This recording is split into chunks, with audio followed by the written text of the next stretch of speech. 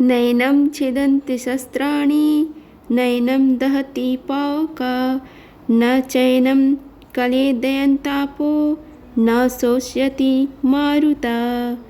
अर्थात श्रीमद् भागवत गीता में भगवान श्री कृष्ण अर्जुन से कहते हैं कि इस आत्मा को शास्त्र काट नहीं सकता और अग्नि इसे जला नहीं सकता, जल इसे सुखा नहीं सकता और वायु इसे बुझा नहीं सकता। स्वागत है आप सभी का हमारे यूट्यूब चैनल पावरफुल हिंदू धर्म में। आज से हम आप सभी को भद्रपाद में श्रीमद् भागवत महापुराण की कथा का रसपान कराएंगे। अगर जो कोई भक्त इस कथा को श्रवण कर रहे हैं उसे अध्याय 1 से लेकर अंतिम अध्याय तक इसका रसपान किए। कहा जाता है कि श्रीमद् भागवत कथा का पुराण का आयोजन भद्रपद, अश्वनी, कार्तिक मास, मार्गशीर्ष, आषाढ़ और सावन के महीना में श्रेष्ठ होते हैं।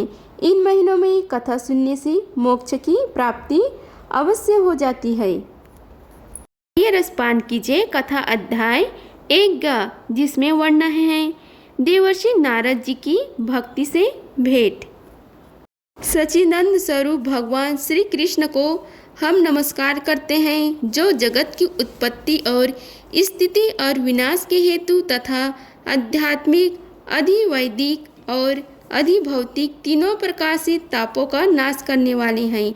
जिस समय श्री सुखदेव जी का यज्ञोपवीत संस्कार भी नहीं हुआ था तथा लौकिक वैदिक कर्मों के अनुष्ठान का अवसर भी नहीं आया था, तभी उन्हें अकेले ही संन्यास लेने के लिए घर से जाते देख उनके पिता व्यास जी विरह से कतार होकर पुकारने लगे, बेटा बेटा तुम कहाँ जा रहे हो।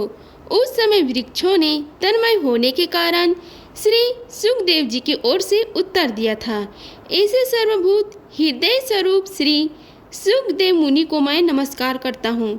एक बार भागवत कथा मित्रिका का रसवादन करने में कुशल मुनिवर सनक जी ने नैमिषारण्य क्षेत्र में विराजमान महामती सूत जी को नमस्कार करके उनसे पूछा। सनक जी बोले, हे सूत जी, आपका ज्ञान अज्ञान अंधकार को नष्ट करने के लिए करोड़ों सूर्य के समान है। आप हमारे कानों के लिए रसायन अमृत स्वरूप सार गर्भित कथा कहिए। भक्ति, ज्ञान और वैराग्य से प्राप्त होने वाले महान विवेक की वृद्धि किस प्रकार होती है तथा वैष्णव लोग किस तरह इस माया मोह से अपना पीछा छुड़ाते हैं। इस घोर कली काल में जीव पर्याह असुरी सौभाग्य हो गए हैं। विविध कलेशों से आक्रांत इन जीवों को शुद्ध बनाने का सर्वश्रेष्ठ उपाय क्या है, हमें बताइए। सूत जी, आप हमें कोई ऐसे शाश्वत साधन बताइए जो सबसे अधिक कल्याणकारी तथा पवित्र करने वालों में भी पवित्र हो तथा जो भगवान श्री कृष्ण की प्राप्ति करा दे। चिंतामणि केवल लौकिक सुख दे सकती है और कल्पवृक्ष अधिक से अधिक स्वर्गीय संपत्ति दे सकता है, परंतु गुरुदेव प्रसन्न होकर भगवान का योगी दुर्लभ नित्य वैकुंठ धाम देते हैं। सूत जी ने कहा, सनक जी, तुम्हारे हृदय में भगवान का प्रेम है, इसलिए मैं विचार कर तुम्हें संपूर्ण सिद्धांतों का निष्कर्ष सुनाता हूँ, जो जन्म मृत्यु के भय का नाश करा देता है, जो भक्ति के प्रभाव को बढ़ाता है और भगवान श्री कृष्ण की प्रसन्नता का प्रधान कारण होता है। मैं तुम्हें वह साधन बतलाता हूँ, उसे सावधान होकर सुनो। श्री सुखदेव जी ने कली युग में जीवों के काल रूपी सर्प के मुख का ग्रास होने के त्रास का अत्यधिक नाश करने के लिए श्रीमद् भागवत शास्त्र का प्रवचन किया है। मन की शुद्धि के लिए इससे बढ़कर कोई साधन नहीं है। जब मनुष्य के जन्म जन्मांतर का पूर्ण उदय होता है, तभी उसे इस भागवत शास्त्र की प्राप्ति होती है। जब सुखदेव जी राजा परीक्षित को यह कथा सुनाने के लिए सभा में विराजमान हुए, तब देवता लोग उनके पास अमृत का कलश लेकर आए। देवता अपना काम बनाने में बड़े कुशल होते हैं, अतः यहाँ भी सबने सुखदेव मुनि को नमस्कार करके कहा, आप यह अमृत लेकर बादल में हमें कथा अमृत का दान दीजिए। इस प्रकार परस्पर विनिमय अदला बदली हो जाने पर राजा परीक्षित अमृत का पान करें और हम सब श्रीमद् भागवत रूप अमृत का पान करेंगे। इस संसार में कहाँ कांच और कहाँ महामूल्य मणि तथा कहाँ सुधा और कहाँ कथा। श्री सुखदेव जी ने यह सोचकर उस समय देवताओं की ऊपर हंसी उड़ा दी। उन्हें भक्ति शून्य कथा का अधिकारी जानकर कथा मित्रता का दान नहीं किया। इस प्रकार श्रीमद् भागवत गीता की कथा देवताओं को भी दुर्लभ है। पूर्व काल में श्रीमद् भागवत के श्रवण ही राजा परीक्षित की मुक्ति देखकर ब्रह्म जी को भी बड़ा आश्चर्य हुआ था। उन्होंने सत्यलोक में तराजू बांधकर सब साधनों को तौला। अन्य सभी साधन तौलने में हल्के पड़ गए। अपने महत्व के कारण भागवत ही सबसे भारी रहा। यह देखकर सभी ऋषियों को बड़ा विस्मय हुआ।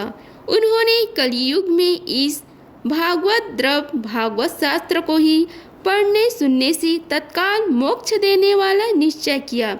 सप्ताह विधि से श्रवण करने पर यह निश्चय भक्ति प्रदान करता है। पूर्व काल में इसे दयापरायण सनकादीन देवर्षि नारद को सुनाया था। यद्यपि देवर्षि पहले ब्रह्म जी के मुख से इसे श्रवण कर लिया था, तथापि सप्त श्रवण की विधि तो उन्हें सनकादिनी ही बताई थी। सनक जी ने पूछा, सांसारिक प्रपंच से मुक्त एवं विचरणशील नारद जी का सनकादिक के साथ संयोग कहाँ हुआ और विधि विधान के श्रवण में उनकी प्रीति कैसे हुई? सूत जी ने कहा, अब मैं तुम्हें वह भक्ति पूर्वक कथन सुनाता हूँ जो श्री सुखदेव जी ने मुझे अपना अन्य शिष्य जानकर एकांत में सुनाया था। एक दिन विशालपुरी में वे चारों निर्मल ऋषि सत्संग के लिए आए। वहाँ उन्होंने नारद जी को देखा। सनकादि ने पूछा, हे ब्राह्मण, आपका मुख उदास क्यों हो रहा है? आप चिंतातुर कैसे हैं? इतने जल्दी जल्दी आप कहाँ जा रहे हैं और आपका आगमन कहाँ से हो रहा है? इस समय तो आप उस पुरुष के समान व्याकुल जान पड़ते हैं जिसका सारा धन लूट गया हो। आप जैसे आसक्ति रहित पुरुष के लिए यह उचित नहीं है, इसका कारण बताइए। नारद जी ने कहा, मैं सर्वोत्तम लोक समझकर पृथ्वी में आया था। यह पुष्कर, प्रयाग, काशी, गोदावरी, नासिक, हरिद्वार, कुरुक्षेत्र, श्रीरंग और सेतुबंद आदि कई तीर्थों में इधर उधर विचरता रहा, किंतु मुझे कहीं भी मन को संतोष देने वाली शांति नहीं मिली। इस समय धर्म के सहायक कली युग ने सारी पृथ्वी को पीड़ित कर रखा है। अब यहाँ सत्य तथा शौच, बाहर भीतर की पवित्रता, दया, दान आदि कुछ भी नहीं है। बेचारे जीव केवल अपना पेट पालने में लगे हुए हैं। वे असत्यभाजी, आलसी, मंदबुद्धि, भाग्यहीन, उपद्रवग्रस्त हो गए हैं। जो साधु संत कहे जाते हैं वे पूरे पाखंडी हो गए हैं। देखने में तो वे विरक्त हैं, किंतु स्त्री धन आदि सभी का परिग्रह करते हैं। घरों में स्त्रियों का राज्य है। साले सलाहकार बने हुए हैं। लोभ से लोग कन्या विक्रय करते हैं और स्त्री पुरुष में कलह मचा रहता है। महात्माओं के आश्रम, तीर्थ और नदियों पर यौवन विधर्मियों का अधिकार हो गए हैं। उन दुष्टों ने बहुत से देवालय भी नष्ट कर दिए हैं। इस समय यहाँ न कोई योगी है, न सिद्धि है, न ज्ञानी है और न ही सत्कर्म करने वाला है। सारे साधन इस समय कली रूप दानव ने जलाकर भस्म हो गए हैं। इस कलयुग में सभी देववासी बाजारों में अन्न बेचने लगे हैं। ब्राह्मण लोग पैसे लेकर वेद पढ़ाते हैं और स्त्रियां वेश्यावृत्ति से निर्वाह करने लगी है। इस तरह कलियुग के दोष देखता और पृथ्वी पर विचरता हुआ मैं यमुना जी के तट पर पहुंचा, जहां भगवान श्री कृष्ण की अनेक लीलाएं हो चुकी हैं। मुनिवरों सुनिए, वहां मैंने एक बड़ा आश्चर्य देखा। वहां एक युवती स्त्री खिन्न मन से बैठी थी। उसके पास दो वृद्ध पुरुष अचेत अवस्था में पड़े जोर जोर से सांस ले रहे थे। वह तरुणी उनकी सेवा करती हुई कभी उन्हें चेत करने का प्रयत्न करती और कभी उनके आगे रोने लगती। वह अपनी शरीर के रक्षक परमात्मा को दसों दिशाओं में देख रही थी। उनके चारों ओर सैकड़ों स्त्रियां उन्हें पंखा झल रही थी और बार बार समझाती जाती थी। दूर से यह सब चरित्र देखकर मैं कुतूहलवश उनके पास चला गया। मुझे देखकर वह युवती खड़ी हो गई और बड़ी व्याकुल होकर कहने लगी। युवती ने कहा, आज ये महात्मा जी क्षण भर ठहर जाइए और मेरी चिंता को भी नष्ट कर दीजिए। आपका दर्शन तो संसार की सभी पापों को सर्वथा नष्ट कर देने वाला है। आपके वचनों से मेरी दुख की भी बहुत कुछ शांति हो जाएगी। मनुष्य का जब बड़ा भाग्य होता है तभी आपके दर्शन हुआ करते हैं। नारद जी कहते हैं, तब मैंने उस स्त्री से पूछा, हे देवी तुम कौन हो और यह दोनों पुरुष तुम्हारे क्या होते हैं और तुम्हारे पास ये कमल नयनी देवियाँ कौन हैं? तुम हमें विस्तार से अपने दुख का कारण बताओ। युवती ने कहा, मेरा नाम भक्ति है। ये ज्ञान और वैराग्य नाम के मेरे पुत्र हैं। समय के फेर से ही ये ऐसे जंजर हो गए हैं।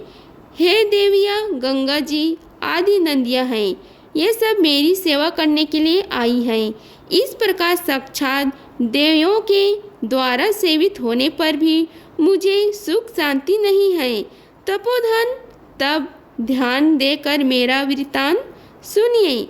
मेरी कथा वैसे तो प्रसिद्धि है, फिर भी उसे सुनकर आप मुझे शांति प्रदान करें। मैं द्रविड़ देश में उत्पन्न हुई, कर्कटक में बढ़ी, कहीं कहीं महाराष्ट्र में सम्मानित हुई, किंतु गुजरात में मुझको बुढ़ापे ने आ घेरा। वहाँ घोर कलयुग के प्रभाव से पाखंडियों ने मुझे अंग भंग कर दिया। चिरकाल तक यह अवस्था होने के कारण मैं अपने पुत्रों के साथ दुर्बल और निस्तेज हो गई। अब जब से मैं वृंदावन आई तब से पुनः परम सुंदरी सुरूपवती नवयुवती हो गई हूँ, किंतु सामने पड़े हुए ये दोनों मेरे पुत्र थके मंदे दुखी हो रहे हैं। अब मैं स्थान छोड़कर अन्यत्र जाना चाहती हूँ। ये दोनों बूढ़े हो गए हैं, इसी दुख से मैं दुखी हूँ। मैं तरुणी क्यों और ये दोनों मेरे पुत्र बूढ़े क्यों?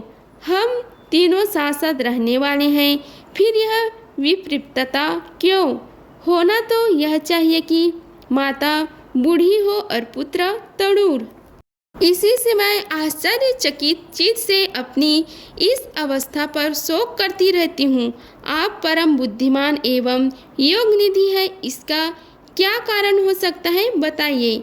नारद जी ने कहा, साध्वी, मैं अपने हृदय में ज्ञान दृष्टि से तुम्हारे संपूर्ण दुख का कारण देखता हूँ। तुम्हें विषाद नहीं करना चाहिए। श्री हरि तुम्हारा कल्याण करेगा। इसी से मैं आश्चर्यचकित चीज से अपनी इस अवस्था पर शोक करती रहती हूँ। आप परम बुद्धिमान एवं योग निधि है, इसका कारण क्या हो सकता है, कृपया मुझे बताइए। नारद जी ने कहा, हे साध्वी, मैं अपने हृदय में ज्ञान दृष्टि से तुम्हारे संपूर्ण दुख का कारण देखता हूँ। तुम्हें विषाद नहीं करनी चाहिए। श्री हरि तुम्हारा कल्याण करेंगे। सूत जी ने कहते हैं, हे मुनिवर, नारद जी ने एक क्षण में उसका कारण जानकर कहा। नारद जी ने कहा, हे देवी, सावधान होकर सुनो, यह दारुण कलयुग है। इसी से इस समय सदाचार, योग मार्ग और तप आदि सभी लुप्त हो गए हैं। लोग सठता और दुष्कर्म में लगकर आगासुर बन रहे हैं। संसार में जहाँ देखो वहीं तत्पुरुष दुख से मलन है और दुष्ट सुखी हो रहे हैं। इस समय जिस बुद्धिमान पुरुष का धैर्य बना रहे वही बड़ा ज्ञानी या पंडित है। पृथ्वी क्रमशः प्रतिवर्ष शेष जी की ने भारूप होती जा रही है। अब यह छूने योग्य तो क्या देखने योग्य भी नहीं रह गई है और न इसमें कहीं मंगल दिखाई देता है। अब किसी को पुत्र के साथ तुम्हारा दर्शन भी नहीं होता। विषय अनुराग के कारण अंधे बने हुए जीवों से उपक्षित होकर तुम जंजर हो रही थी। वृंदावन के संयोग से तुम फिर से नवीन वह तरुणी हो गई हो। अतः यह वृंदावन धाम धन्य है, जहाँ भक्ति सर्वत्र नृत्य कर रही है।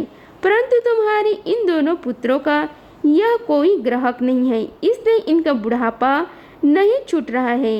यह इनको कुछ आत्मसुख भागवत स्पर्श जनित आनंद की प्राप्ति होने के कारण ये सोते से जान पड़ते हैं। भक्ति ने कहा, राजा परीक्षित ने इस पापी कलयुग को क्यों रहने दिया? इसके आते ही सब वस्तुओं का सार ना जाने कहाँ चला गया है। करुणामय श्रीहरि से भी यह अधर्म कैसे देखा जाता है? मुने, मेरा यह संदेश दूर कीजिए। आपके वचनों से मुझे बड़ी शक्ति मिली है। नारद जी ने कहा, हे बाले, यदि तुमने पूछा है तो प्रेम से सुनो।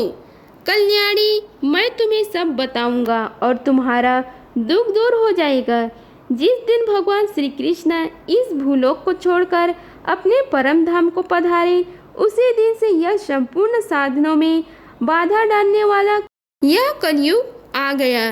दिग्विजय के समय राजा परीक्षित की दृष्टि पड़ने पर कलियुग दिन के समान उनकी शरण में आया। भ्रमर के समान सारग्राही राजन ने यह निश्चय किया कि इसका वध मुझे नहीं करना चाहिए, क्योंकि जो फल तपस्या, योग एवं समाधि से भी नहीं मिलता, कलयुग में वही फल श्री हरि कीर्तन से ही भली भांति मिल जाता है। इस प्रकार सारीन होने पर भी उसे इस एक ही दृष्टि से सार युक्त देखकर उन्होंने कली युग में उत्पन्न होने वाले जीवों के सुख के लिए ही इसे रहने दिया था। इस समय लोगों के कुकर्म में प्रवृत्त होने के कारण सभी वस्तुओं का सार निकल गया है और पृथ्वी के सारे पदार्थ बीजहीन भूसी के समान हो गए हैं। ब्राह्मण केवल अन्न धनादि के लोभवश घर घर एवं जन जन को भागवत की कथा सुनाने लगे हैं, इसलिए कथा का सार चला गया है। तीर्थों में नाना प्रकार के अत्यंत घोर कर्म करने वाले नास्तिक और नारिक पुरुष भी रहने लगे हैं, इसलिए तीर्थों को भी प्रभाव जाता रहा। जिनका चित्त निरंतर काम, क्रोध, महान लोभ और तृष्णा से तपा रहता है, वे भी तपस्या का ढोंग करने वाले हैं, इसलिए तप का भी सार निकल गया।